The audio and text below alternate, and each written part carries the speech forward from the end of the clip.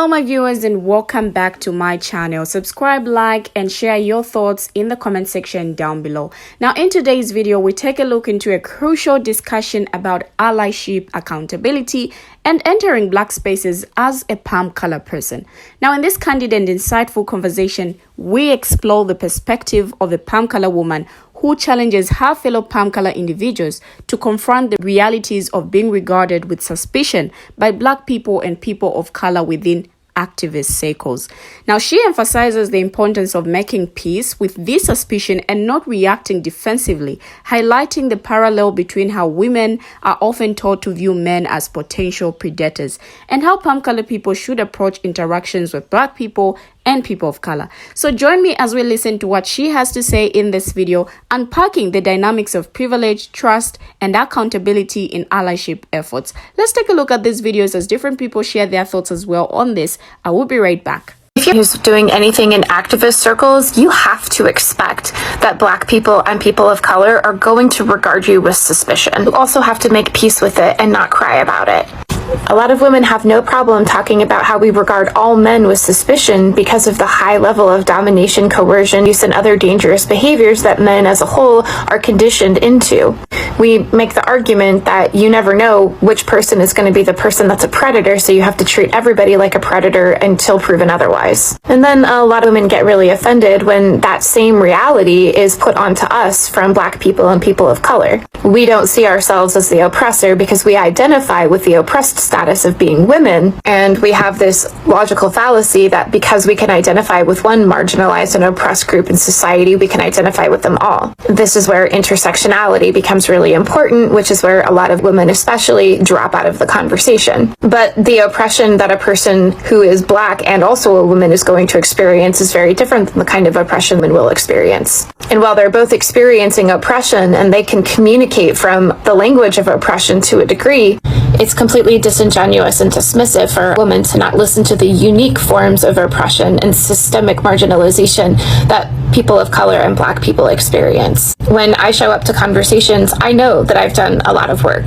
But people who meet me and see my willingness are not going to know any of these things. And even if they did, those things don't meet the bar of making me a safe person for them. I have to demonstrate my safety with the behaviors that I choose and the conversations that I have. And I have to continually demonstrate that safety because it's completely fair for a person who is marginalized below me and by people of my social group to not regard me with safety until they have seen me demonstrate safety continuously over a long enough period of time that they can let their guard down. I have to be available to be called in. I have to be available for conversations. This doesn't mean that I have to accept mistreatment, but it does mean that I can't experience guarded behavior as mistreatment because guarded behavior is not the same as treating me badly. This means that I can't inject the things that I know that I have done to deconstruct into conversations with people who aren't asking those questions. Because if I show up trying to prove myself in that way, I'm centering myself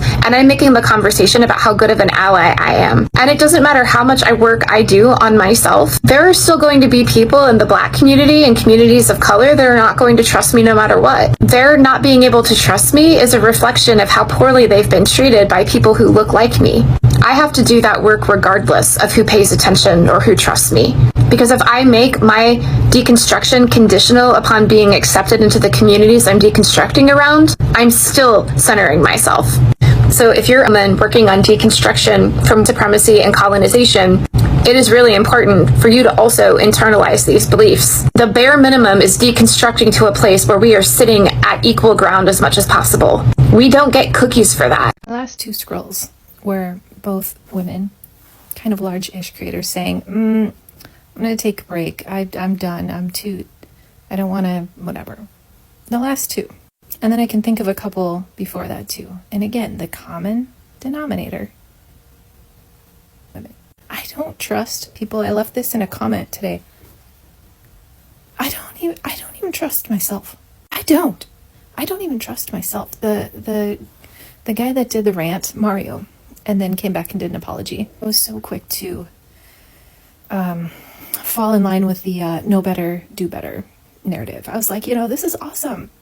I was so encouraged to see it, good for you. When you know better, you do better. That was like my initial response right off the top of my head. But after seeing some people's takes on it and processing that a little bit, I absolutely see how I was way too quick to extend grace to that gentleman. I don't know. This is why I say I don't even trust myself. I'm just so humbled that folks on this app will continue to use their energy, which is limited, to continue to educate people like me. I started to learn last year, watching one after another of these men fall, right? Men that I had put up on pedestals. And I had to learn kind of the hard way not to do that anymore. And I thought that I had learned my lesson. There were a couple creators in the atheist space that I follow, and I don't know, a couple others. Yeah, when conversations started coming up about like misogyny, and even to the men one by one, just falling off the map. But I thought I had learned my lesson then, but I wasn't prepared. Naively, I wasn't prepared to start watching the same thing about women. I should have been. Like, I should have expected that. Anyway, I know better now. The only voices that I trust in anymore, almost implicitly, are Black, brown, and others of the global majority. The global majority. We are not the standard. We think we are because we've been conditioned to believe that. We're not the standard. We're not the global majority. In fact, all we do is make things worse. I've already given this more attention than I wanted to, especially given that I read a story of a mother in Palestine inquiring if it's okay, if it's acceptable, if it's possible to cut her hand off, cook it, and feed it to her child. This is the reality of what's happening in the world today. So really, just make a perspective shift may be in order. I always say that if you have your basic safety and security needs met, then you can afford the discomfort of talking about Palestine. And what this creator has to say is really cool. But I have something to add. I think also women don't realize that they carry trauma from the interactions within friendship. Because if you aren't cool enough for them, or if you do something even slightly weird and it makes them feel weird, you're going to be cut off from that friend group. They're going to still act nice to you, but they're going to make you feel like a complete outsider. And so when you walk in, a person into a Black space, your immediate thought is, oh, they're not accepting me. They'll never accept me. They're already leaving me out. How can I even try? But that's not at all the case. They just don't trust you yet. It starts with the non-trusting. You don't immediately trust people. That's the thing. Now, as a Black person, watching this video where this palm color woman addresses her fellow palm color individuals about the dynamics of allyship and entering Black spaces brings up a multitude of emotions and reflections. Firstly, it's refreshing to see a palm color person acknowledge the reality of suspicion and wariness that Black people and people of color often feel towards palm color individuals, even those claiming to be allies. The acknowledgement that suspicion is a natural response, especially within activist circles, resonates deeply. For far too long, Black individuals have had to navigate spaces where their voices and experiences are often marginalized or co-opted by well-meaning but ultimately unaware palm color allies. This heightened sense of vigilance is not unfounded, given the historical and ongoing patterns of exploitation and erasure faced by Black communities. The comparison drawn between how women are taught to view men as potential predators and how palm color people should approach interactions with people of color and Black people is poignant. It highlights the need for palm color individuals to recognize and reckon with their privilege as well as the power dynamics at play in their interactions with marginalized communities. However, it's also crucial to acknowledge the discomfort and defensiveness that may arise when palm color people are confronted with this reality. The comparison to being viewed as potential predators can be jarring, but it serves as a powerful reminder of the importance of humility, self-reflection, and active listening in allyship efforts. Overall, what I think about this video is that it serves as a reminder of the ongoing work that Palm color allies must engage in to truly support and uplift Black voices and experiences. It underscores the need for palm color individuals to move beyond performative allyship and confront the uncomfortable truths of systemic racism and privilege. Only through genuine self-interrogation and solidarity, people can collectively work towards a more just and equitable society for all. I feel the dynamics of suspicion and wariness towards palm color individuals within activist circles are deeply rooted in historical and systemic injustices. Throughout history, Black individuals and communities have been subjected to violence, exploitation, and betrayal at the hands of palm color individuals and institutions. Now, this history shapes the way Black people navigate relationships and interactions with palm color allies today. The power dynamics between palm color individuals and people of color, particularly Black individuals, play a significant role in shaping interactions and relationships. Palm color individuals hold systemic power and privilege in society, which can influence how they are perceived and the impact of their actions within activist spaces. Understanding and acknowledging these power dynamics is very important for effective allyship. The experiences of suspicion and wariness are further compounded by intersecting identities, such as gender, sexuality, and socioeconomic status. Black individuals may navigate multiple forms of oppression and discrimination, which can influence their perspectives and interactions with palm color allies. Recognizing and centering intersectionality is crucial for creating inclusive and equitable spaces for all marginalized voices.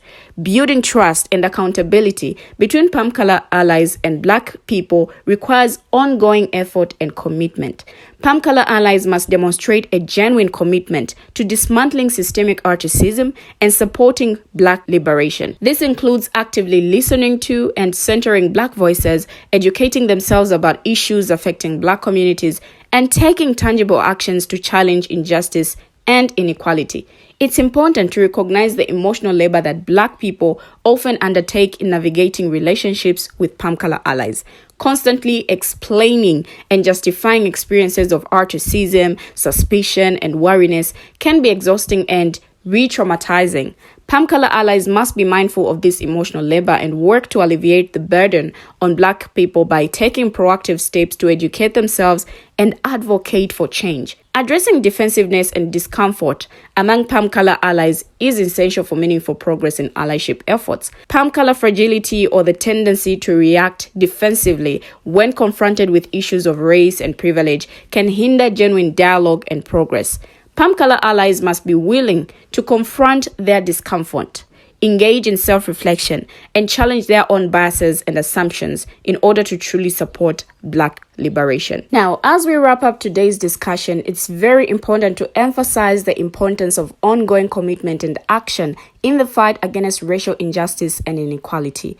While acknowledging the existence of WP and the dynamics of suspicion and wariness within activist spaces is a critical first step, it's what we do next that truly matters. I feel as individuals, particularly palm color people, you must commit to educating yourselves about the historical and systemic injustices faced by Black communities and other marginalized groups. You must actively listen and amplify Black voices and experiences, centering perspectives in advocacy efforts. We must challenge injustice and inequality wherever we encounter it, whether it's in our personal relationships, workplaces, or communities. This means speaking out against racism and discrimination, advocating for policy changes that promote equity and justice, and actively working to dismantle systemic racism in all its forms. It's also important to practice humility and accountability in your allyship efforts. Acknowledge your privilege and biases and being open to feedback and growth. You must be willing to confront discomfort and defensiveness, recognizing that true progress requires to step outside of your comfort zones and confront the uncomfortable truths of systemic oppression. Allyship is not just about words or intentions. It's about tangible action and meaningful change. It's about showing up consistently, standing in solidarity with marginalized communities, and working together to create a more just and equitable society for all. We have come to the end of the video. What do you, my viewers, have to say? Share your thoughts as well in the comment section. Thank you for watching and see you in my next video.